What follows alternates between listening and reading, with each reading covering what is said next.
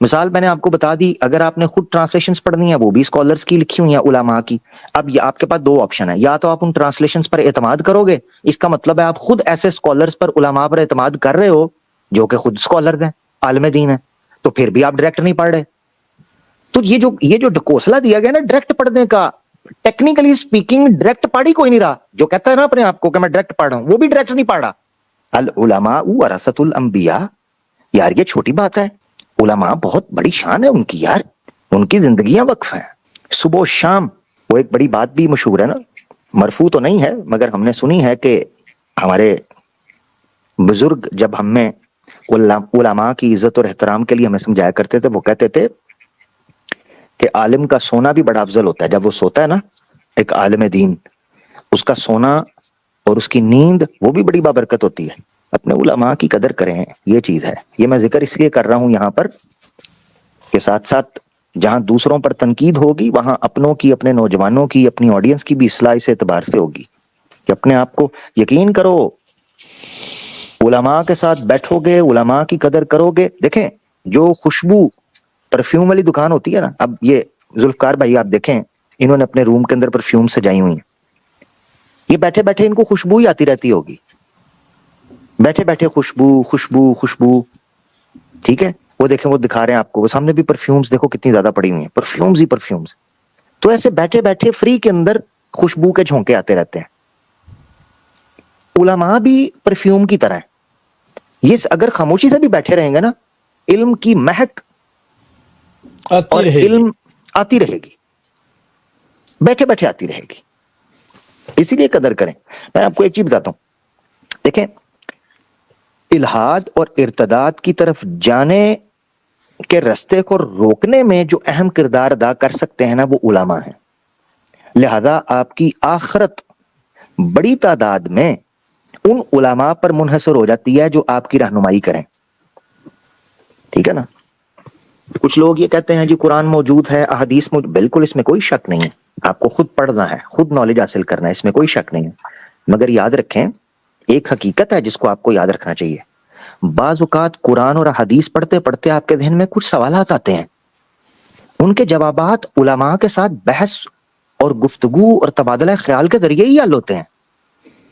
یہ حقیقت اللہ نے نظام ایسے رکھا ہے نا. سورہ یوسف کی آیت بھی ہے نا, فوق کل ذی علم علیم, ہر علم والے کے اوپر ایک علم والا اس سے زیادہ علم والا ہوتا ہے. تو اللہ نے اس طرح سسٹم رکھا ہوا ہے, یہ ترتیب ہے, اس کو ہمیشہ یاد رکھیں.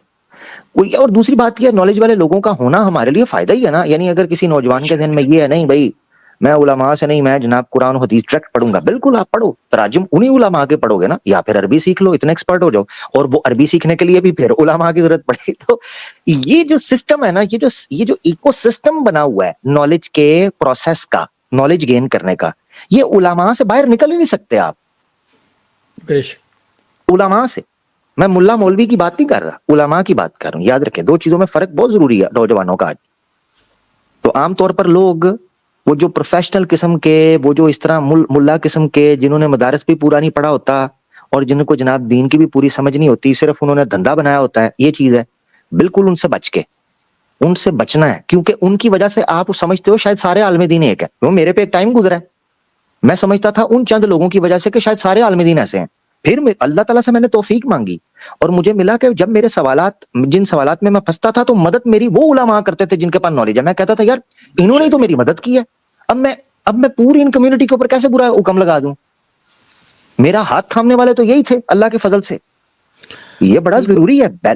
یاد رکھیں ایکسٹریم اور ریڈیکل اوپینین تو کوئی بھی رکھ سکتا ہے, بیلنسڈ اپروچ کرنی ہے. غلط کو غلط کہنا ہے, صحیح کو غلط نہیں کہنا. یہاں لوگوں نے صحیح کو غلط کہنا بھی بہادری سمجھ لیا ہے.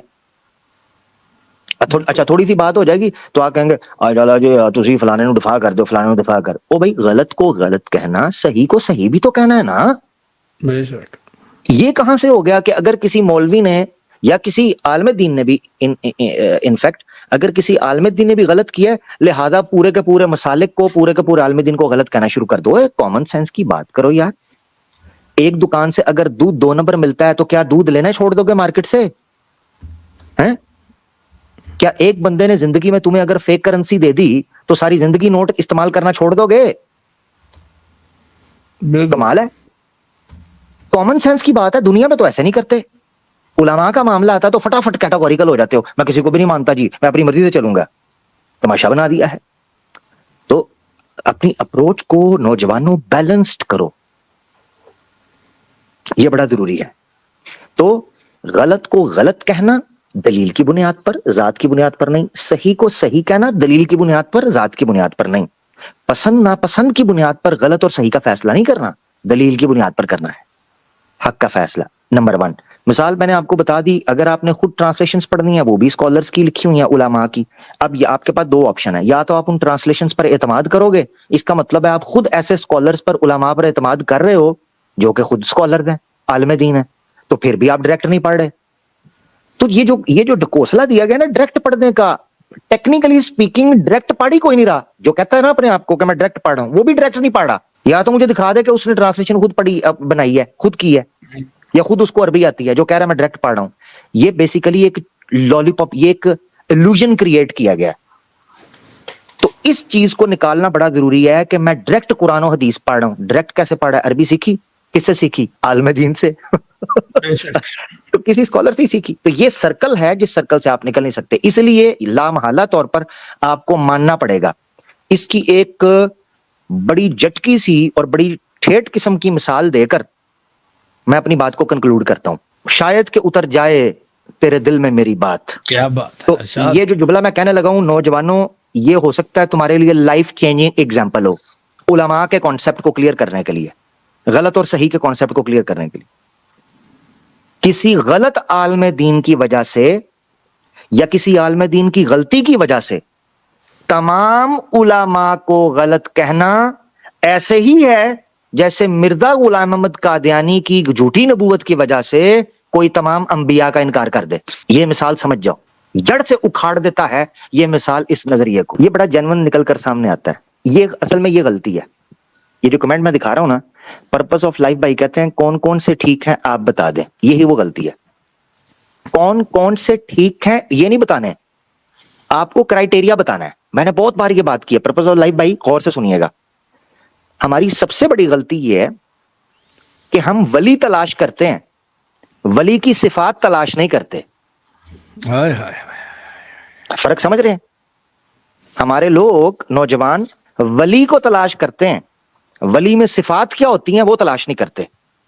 अगर हमारे नौजवानों ने सिफात के ऊपर नजर रखी होती कि वो कौन सा क्राइटेरिया और कैरेक्टरिस्टिक्स हैं जिस वजह से कोई शख्स आलिम बनता है, एकेडमिक बनता है, ऑथेंटिक बनता है, वैलिड बनता है, तो ये सवाल करने की जरूरत नहीं थी कि मुझे बंदों के नाम बता दें, मुझे शक्लें बता दें। इन्होंने तो बेड़ा गर्क किया है, इन्होंने तो शख्सियत परस्ती को जन्म दिया है कि मुझे फलां शक्ल बता दें या फलां नाम बता दें। इन्होंने तो अकीदत पसंदी, शख्सियत पसंदी और फिरका परस्ती शुरू करवाई है कि मुझे शक्ल बताएं, मुझे नाम बताएं। मैं आपको क्राइटेरिया बताऊंगा जो मैं 85 बार बता चुका हूं। क्राइटेरिया है कुरान और सुन्ना। जब तक कोई स्कॉलर आलिम दीन कुरान और सुन्ना की बुनियाद पर फैसले सुनाता और हुक्म सुनाता रहे, आप उसका साथ दें। जब तक वो कुरान और सुन्ना से हटकर को बात करेगा, आप पीछे हट जाएं। बस सिंपल। ये तरीका है। आपको कह सकता है भाई हमें कैसे पता चलेगा वो कुरान और सुन्ना के मुताबिक बात कर रहा है कि नहीं? दलील मांग ले, दलील मांगे। कोई आलिम दीन को आप लेक्चर देते सुने, आप नोट्स बनाएं। मेरा ये तरीका रहा था स्टूडेंट लाइफ में।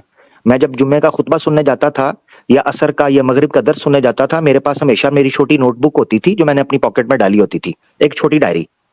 तो अभी भी मेरी लाइब्रेरी में वो पड़ी हुई है। तो मैं वो रेक्टेंगल की शक्ल में एक डायरी होती थी, उसको रिबन लगा होता था रबड़ वाला, और साथ मैंने एक पेन रखा होता था। जब मैं कोई लेक्चर सुनता था, मुझे कोई भी तशवीश होती थी ना किसी चीज के बारे में, मुझे कंफ्यूजन या क्यूरियोसिटी होती थी कि ये चीज मेरे लिए न्यू है, मुझे नहीं पता, मैं उसको लेक्चर सुनते हुए नोट करता था। नोट करने के बाद जब लेक्चर खत्म होता था, मैं जाके आलिम दीन से पूछता था कि मुझे ये बताएंगे जो आपने बात की थी, प्लीज काइंडली मुझे बताइएगा कि इसका कुरान में या हदीस में रेफरेंस क्या है। अगर वो मुझे बता देते थे उसी वक्त मैं उसको नोट डाउन कर लेता था और वेरीफाई करता था। अगर वो मुझे नहीं बताते थे तो मैं उनसे टाइम ले लेता था कि मुझे आप बताइएगा, मैं वेट कर रहा हूँ। फिर मैं पीछे लगता था। इल्म हासिल किया जाता है, इल्म चल के आपके पास नहीं आएगा। प्यासा कुएं के पास जाता है, सियाने बात करते थे, इसके पीछे वजह है। तो प्यासा जो है वो कुएं के पास जाता है। तो मैं बार बार फिर उनसे किसी अगली नमाज में या उससे अगली में पूछता था या जब कभी मिलते थे कि मुझे इसकी दलील फराहम करें, मैं इंतजार कर रहा हूँ, मेरा नोट बनाए हुए हैं। इस तरह करते करते करते करते मेरी डायरी आज भी मेरे पास बनी हुई है और कई डायरीज हमने रखी हुई हैं जो नोट्स बनाते हैं। तो हो सकता है मेरी इस बात से किसी नौजवान को ये नसीहत मिल जाए, और अगर वो अभी 18-19 साल का है तो अभी से ये तरीका शुरू कर दे और ये आपका मिजाज बन जाएगा। देखिए, मुसलमान को हमेशा तहकीकी रिसर्चर होना चाहिए, क्यूरियस माइंड होना चाहिए कि वो पूछे ये कहाँ से आया है, कि इसकी दलील क्या है, इसका रेफरेंस कौन सा है। हमेशा ये आदत बनाए, दलील के बगैर, रेफरेंस दिखे बगैर कभी कोई सी बात को आप ना भी मानेंगे ना, कोई दिक्कत नहीं है। यही मिजाज है। बहुत शुक्रिया।